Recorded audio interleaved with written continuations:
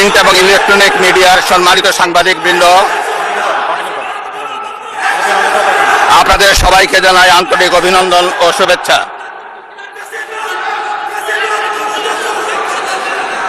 জনাব স্পিকার,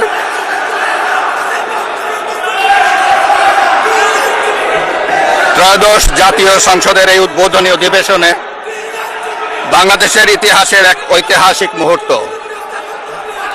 হাজারো শহীদের রক্তের সিঁড়ি বেয়ে দীর্ঘ ১.৫ দশকের ফ্যাসিবাদী শাসনের অবসানের পর একটি শান্তিপূর্ণ, অবাধ, সুষ্ঠু ও নিরপেক্ষ নির্বাচনের মাধ্যমে নির্বাচিত প্রতিনিধিদের নিয়ে এই মহান জাতীয় সংসদের যাত্রা শুরু হয়েছে।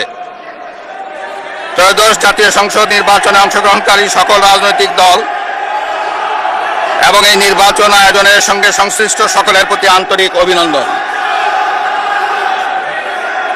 অবাধ, সুষ্ঠু ও নিরপেক্ষ নির্বাচন আয়োজনের জন্য নির্বাচন কমিশনের পাশাপাশি কয়েকজন স্বতন্ত্র সদস্যও রয়েছেন।